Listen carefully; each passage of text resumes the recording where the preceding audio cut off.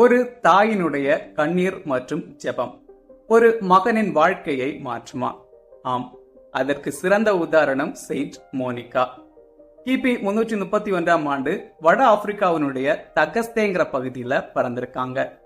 சின்ன வயசுலேயே கிறிஸ்தவ விசுவாசத்திலும் இறை நம்பிக்கையிலையும் வளர்ந்திருக்காங்க. ஆனா இவங்களுடைய கணவர் ஒரு முரடராவே இருந்திருக்காரு. இதனால மோனிகாவுடைய திருமண வாழ்க்கை எளிதானதா இல்ல. இருந்தாலும் தொடர்ந்து பொறுமையோடு இறைவன் கிட்ட ஜெபம் செஞ்சுட்டே இருந்திருக்காங்க. இந்த தம்பதிகளுக்கு குழந்தைகளும் பிறந்திருக்கு. அதுல ஒருத்தர் தான் உலக புகழ் பெற்ற புனிதர் செயின்ட் அகஸ்டின்.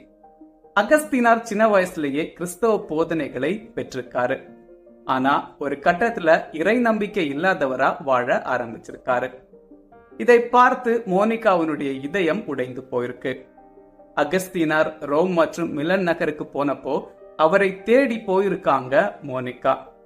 அங்க வச்சு புனித அம்புரோசனுடைய போதனையை கேட்டு அகஸ்தினாருடைய மனம் மாறியிருக்கு. கிறிஸ்தவ விசுவாசத்தை ஏற்றுக்கொண்டிருக்காரு.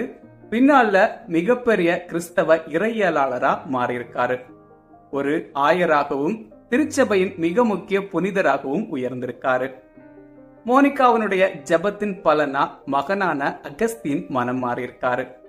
இதனால மோனிகாவினுடைய வாழ்க்கையின் மிகப்பெரிய ஆசை நிறைவேறியிருக்கு. இறுதியா 387ஆம் ஆண்டு இத்தாலியோடைய ஓஸ்தியாங்கிற பகுதியில வச்சு இறையருளால இறந்து போயிருக்காங்க மோனிகா. புனித மோனிகாவினுடைய வாழ்க்கை ஒரு தாயின் ஜெபம் மற்றும் கண்ணீர் எவ்வளவு சக்தி வாய்ந்தது அப்படிங்கறத இந்த உலகத்துக்கு எடுத்து காட்டுது.